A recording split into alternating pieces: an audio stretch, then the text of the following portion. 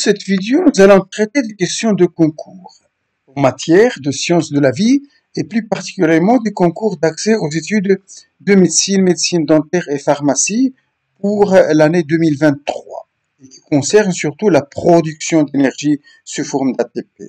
Il est question de questions sur la glycolyse, inhilal al-glucose, de questions sur la fermentation, de questions sur la respiration, at-tanafus. Alors, il faut rappeler évidemment que au niveau de la production de l'ATP, de l'énergie, pouvoir réducteur, il y a deux choses. Il y a des productions d'ATP, certes, au niveau de la glycolyse, au niveau, si vous voulez, du cycle de Krebs, au niveau de la chaîne respiratoire. Et en plus de ces productions d'ATP, il ne faut pas oublier qu'il y a des productions de pouvoir réducteur sous forme de NADH ou bien FADH2 qui se passent au niveau du cytoplasme pour la glycolyse, au niveau donc de la phase transitoire, au niveau aussi bien sûr du cycle de Krebs et pour tout ce pouvoir réducteur NAD, FADH2, ils vont être réoxydés à nouveau dans la chaîne respiratoire pour produire beaucoup plus d'ATP cette fois-ci. Revenons aux questions auxquelles on va donner quelques éléments de réponse. Question 4 de ce concours de 2023 à propos de la glycolyse. La glycolyse, on nous dit que c'est une voie commune à la respiration et à la fermentation. Première question, c'est A. D'abord, rappelons que cette glycolyse, on peut la schématiser comme ceci. Il comporte deux phases, disons. Il y a une phase d'activation du glucose, n'est-ce pas, qui va donner de l'énergie sous forme ATP. Activation, c'est une forme de phosphorylation. Et après, il y a des oxydoréductions, des réductions ici, ou des oxydations plutôt, pour donner un pouvoir réducteur sous forme de NADH. Et bien sûr, de l'autre côté, il va y en avoir tout ce qui concerne la mitochondrie et la respiration. La respiration, et puis ici, c'est un tout petit peu la fermentation. Mais pour aller à la respiration, on doit générer du pyruvate ici à partir du glucose. Le glucose qui est une molécule à 6 carbones, on obtient 2 molécules de pyruvate à 3 carbones, et puis ça c'est nécessaire pour passer à la respiration au niveau donc de la mitochondrie. A, c'est une voie commune à la respiration et la fermentation, la glycolyse. Je pense que c'est oui, il faut retenir cette idée. Nous allons d'abord passer à la réponse B. La glycolyse comporte deux étapes essentielles. Deux étapes essentielles. Il ne faut pas confondre avec la fermentation et la respiration. La glycolyse, c'est une seule étape pour le moment, en tout cas, mais ça comporte pas de grandes étapes, telles qu'on peut le comprendre cela. B, c'est un peu douteux, mais je pense que ça va plutôt vers le rejet. C, il se déroule dans la matrice mitochondriale. Ça, c'est à éliminer. La glycolyse se passe dans le cytoplasme, vous le savez, c'est pas dans la matrice mitochondriale de la mitochondrie. D, c'est une voie spécifique de la respiration. Oui, la glycolyse, non, ce n'est pas spécifique de la respiration.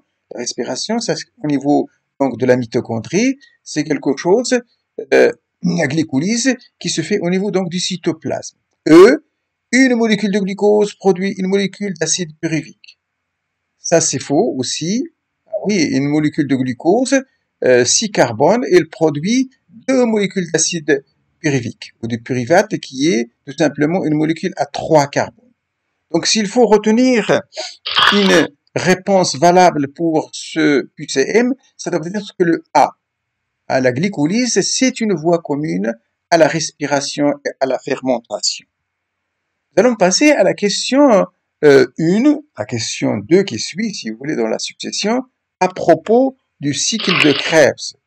À propos du cycle de Krebs, et on nous pose des questions qui sont les suivantes. A. Ce cycle peut se dérouler en milieu aérobie et anaérobie. Cycle de Krebs. Le cycle de Krebs, c'est quelque chose qu'on peut localiser ici, mais c'est au niveau des mitochondries. C'est au niveau de la respiration, pas au milieu anaérobie, où il y a la glycolyse ici, non, mais surtout au niveau aérobie, le cycle de Krebs. Le cycle de Krebs comporte des réactions d'hydrolyse. Le cycle de Krebs, il est devant nous ici. Il n'y a pas de réaction d'hydrolyse, plutôt c'est des réactions d'oxydoréduction ici, avec d'autres types de réactions. Hein, oxydoréduction, réduction ici, NAD+, qui devient NADH, ou FAD qui devient FADH2.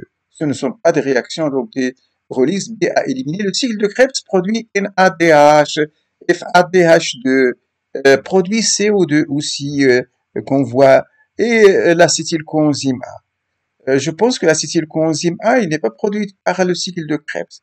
C'est quelque chose qui est produit au niveau de la phase transitoire par la pyruvate déshydrogénase lorsque vraiment on passe du pyruvate à l'acétylcoenzyme A. Le pyruvate, il va être décarboxylé pour, on lui ampute un carbone sous forme de CO2, il devient acétate et il est accroché à un acétylcoenzyme A qui va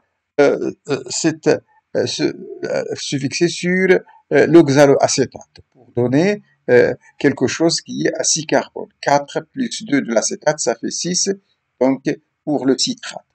Donc, pour le cycle de Krell, le C, c'est à rejeter parce qu'il n'y a pas d'acétylcoenzyme A qui est produit par le cycle de Krebs.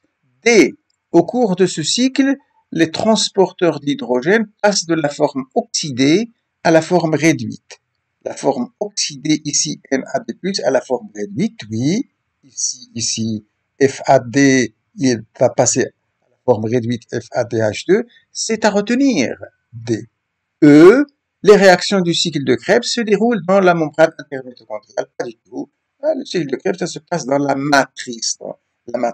Donc, s'il faut retenir une réponse, il faut retenir le D au cours du cycle de Krebs, cycle, bien sûr, les transporteurs d'hydrogène passent de la forme oxydée à la forme réduite. Passons à la question suivante qui porte sur la chaîne respiratoire cette fois-ci.